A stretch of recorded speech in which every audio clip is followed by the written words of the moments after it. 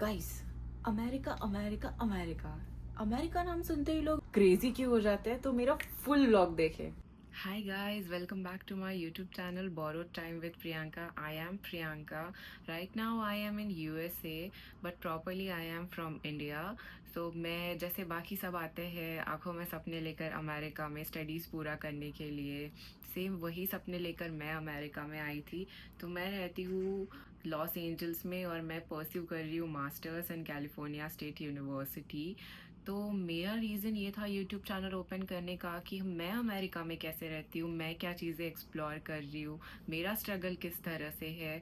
तो मैं ये सब मेरी ऑडियंस तक पहुँचाऊँ। और आप सभी जानते हो कि यूट्यूब से बेटर प्लेटफॉर्म इसके लिए कुछ भी नहीं है, क्योंकि YouTube bestly connects with the audience. Guys, मुझे अमेरिका में रहकर हो गया है approximately 1.5 year। So I guess this time is enough to know how the American culture and tradition is. तो आपको इतना टाइम तो नहीं लगेगा, बेसिकली इन 3 to 4 months आप प्रॉपरली एडजस्ट हो जाते हो अमेरिका में। आपको सब पता हो चल जाता है कि यहाँ पर कैसे रहना है, कैसा कल्चर है, यहाँ पर गिविंग नेचर है। तो मुझे आई स्टिल रिमेंबर कि लास्ट ईयर जैन 2024 में मैं लॉस एंजल्स में आई थी। It's 9 of Jan I had taken the flight from Delhi and the day I landed in Los Angeles मुझे पता चल गया था कि life is not gonna be easy in US. So guys, everywhere is struggle, but in America there is a little bit more struggle, but yeah, it gives you happiness at the end. आज का मेरा first vlog है कि America में life कैसी है। तो मैं आज आपके साथ मेरा एक्सपीरियंस शेयर करने वाली हूँ कि अमेरिका में लिविंग स्टैंडर्ड कैसा है और यहाँ के लोग कैसे हैं और वो किस तरह का खाना प्रेफर करते हैं। तो let's see how it is. तो सबसे पहले मैं बात करती हूँ अमेरिका में कल्चर और लाइफस्टाइल कैसी है। तो यहाँ पर बेसिकली तो जो अमेरिकन्स है वो यहाँ पर इंडिपेंडेंट रहना प्रेफर करते हैं और उन्हें उनकी प्रिवेसी बहुत ज़्यादा पसंद है। और उसके बाद अगर मैं बात करूँ तो उनका वर्क लाइफ बैलेंस, वो जिस तरह से अपना लाइफ विथ वर्क बैलेंस करते हैं, जैसे जब वर्किंग डेज हो तो वो प्रॉपरली पूरा फोकस से वर्क करेंगे, बट जब वीकेंड हो तो वो उतने ही एन्जॉयमेंट के साथ वीकेंड पर कुछ एक्टिविटीज़ करते हैं और वीकेंड को भी बहुत अच्छी तरह से सेलिब्रेट करते हैं। जैसे मोस्ट ऑफ द टाइम वो प्रेफर करते हैं गोल्फ खेलना, sometimes they do bowling. Guys, अभी बात करते हैं पीपल एंड बिहेवियर की। तो यहाँ पर लोग कैसे हैं और उनका बिहेवियर कैसा है। तो मैं बोलूँगी कि यहाँ के जो लोग हैं उनके पास सिविक सेंस बहुत ज़्यादा है और वो लोग एथिकल बहुत होते हैं। मैंने बहुत कम ऐसे लोग देखे हैं। तो सिविक सेंस जैसे मैं बोलूँगी कि अगर आप कोई भी पब्लिक प्लेस में हो तो आपको क्या एक्टिविटीज़ करनी है और क्या नहीं करनी है, ये चीज़ का आपको सेंस होना इज़ मस्ट। क्योंकि आप जब पब्लिक प्लेस में होते हो तो आप अपनी कंट्री को रिप्रेजेंट करते हो। So that is the most important thing कि आपके पास इतना सिविक सेंस तो होना ही चाहिए कि आपको क्या चीज़ करनी है और क्या नहीं। उसके बाद मैं बात करूँगी कि लोग कैसे हैं, कितना फ्रेंडली नेचर है उनका। तो अमेरिकन्स जो है वो ज़्यादातर फ्रेंडली तो नहीं होते हैं, क्योंकि वो अपनी प्रिवेसी को एक रिस्पेक्ट देते हैं and we should have to respect their privacy.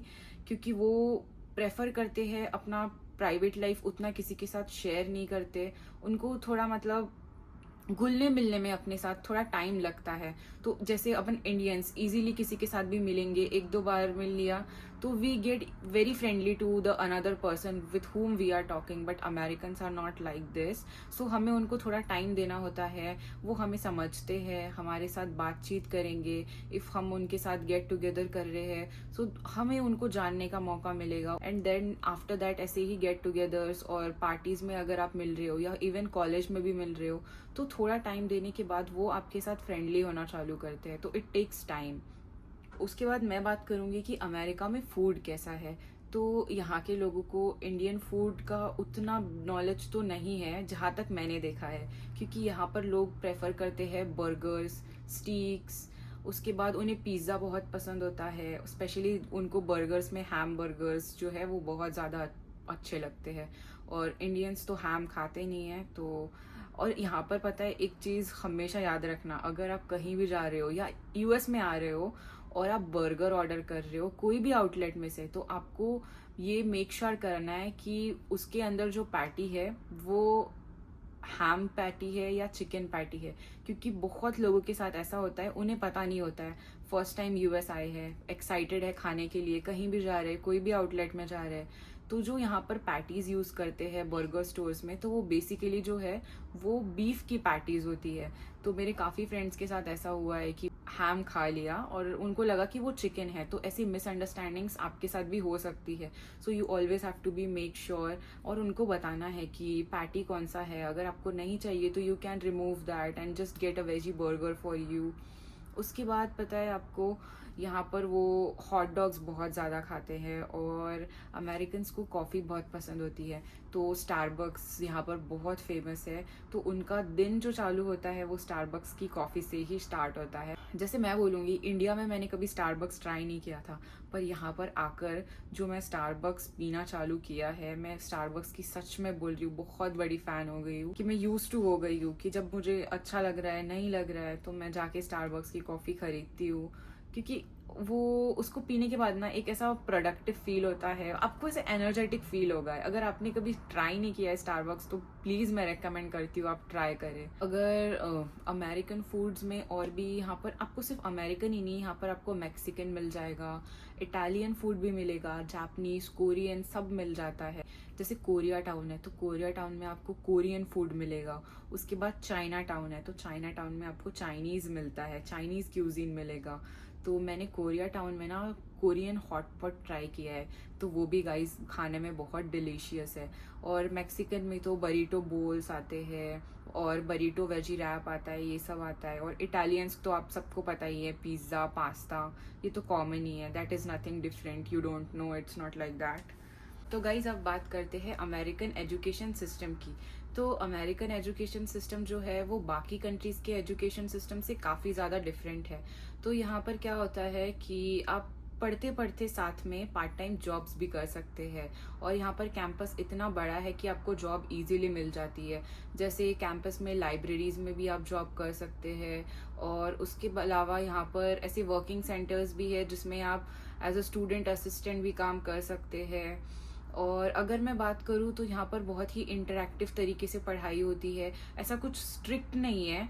तो यहाँ पर क्लासरूम कल्चर ऐसा है कि बहुत इंटरैक्टिव सेशंस होते हैं, प्रोफेसर और स्टूडेंट का जो रिलेशनशिप होता है वो भी बहुत अच्छा होता है, आप इजीली अपने डाउट्स क्लियर कर सकते हैं। और उसके बाद इंटर्नशिप्स के लिए भी यहाँ पर सेशंस होते हैं। और यहाँ पर पता है आपको सबसे अच्छी चीज़ है कि हर वीकली कुछ ना कुछ सेमिनार्स या कोई ऐसी एक्टिविटीज़ कैंपस में चलती ही रहती है जिसमें आप अपना इन्वॉल्वमेंट देखकर उसको एंजॉय कर सकते हैं।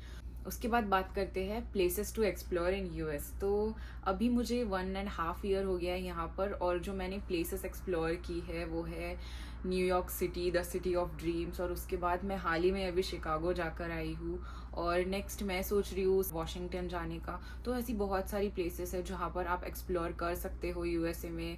फ्लोरिडा है, मायामी है, और इंडियाना है, बहुत सारी जगह है जहाँ पर आप एक्सप्लोर कर सकते हो यूएसए में।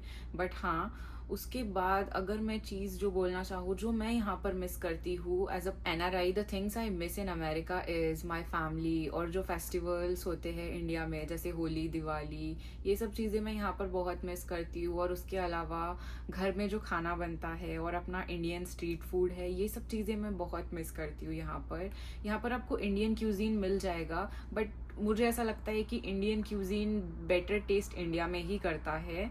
और उसके बाद मैं एक चीज़ और बताना चाहूँगी आपको कि मेरे आगे के व्लॉग्स में मैं और भी ऐसी चीज़ें आपके साथ शेयर करूँगी जो मैंने यहाँ पर की है, या फिर जो पब्लिक अभी यूएसए आने वाली है उनके लिए कुछ plus points like dos and don'ts भी शेयर करूँगी जो आपको बहुत हेल्पफुल होगी। और सबसे अच्छी चीज़ मैं आपको बताना चाहूँगी जो मुझे यूएस के बारे में अच्छी लगी, वो है यहाँ पर सेफ्टी बहुत ज़्यादा है, क्लीनलीनेस बहुत है, लोग क्लीनलीनेस को मेंटेन रखते हैं, लोग ऐसी पब्लिक प्लेसेस को गंदा नहीं करते हैं। यहाँ पर इतना ग्रीनरी है कि आपको फ्रेश एयर तो मिलती ही है, बिल्कुल भी डस्ट नहीं है यहाँ पर, नॉइस पोल्यूशन नहीं होता है। जैसे आप इंडिया में हो तो आप अगर कहीं भी ट्रैवल कर रहे हो तो आपको कार में जो हॉर्न होते हैं उसकी आवाज़ आएगी, बट अमेरिका में हॉर्न इज़ बैन, आपको यहाँ पर बिल्कुल भी हॉर्न सुनाई नहीं देगा। हाँ, उसके बाद जो चीज़ मुझे अच्छी लगी है, यहाँ पर अपॉर्चुनिटीज़ बहुत है, फ्रीडम है। स्पेशली जो फ्रीडम आपको चाहिए वो फ्रीडम आपको मिलेगा, अपॉर्चुनिटीज़ मिलेंगी कि आप अपने आप को प्रूव कर सके। इतनी अपॉर्चुनिटीज़ हैं यहाँ पर, आप कुछ भी करते हैं, आप अपनी कंट्री को रिप्रेजेंट करते हैं।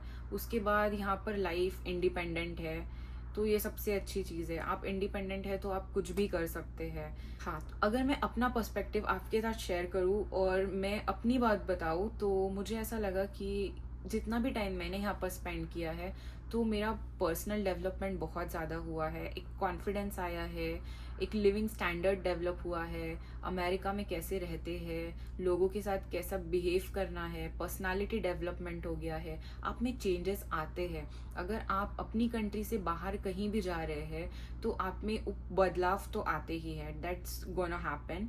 आपको समझ में आता है, आप अपनी कंफर्ट जोन से बाहर निकलते हैं और आप लोगों को फेस करना सीखते हैं। That is the main thing. आप लोगों के साथ इंटरेक्ट करते हैं, आपको समझ में आता है, आपके डूज और डोंट्स, आपको आपके प्लस एंड नेगेटिव समझ में आते हैं। तो मेरा बस इस वीडियो के थ्रू यही मैसेज था लोगों को पहुंचाने का कि अमेरिका में लाइफ कैसी है। और आगे मैं आपके साथ और भी वीडियोस शेयर करूंगी जिसमें मैं और बहुत सारी चीज़ें रिवील करूंगी जो आपको हेल्प करेगी। तो thanks you for watching, subscribe for more, see you next time, bye.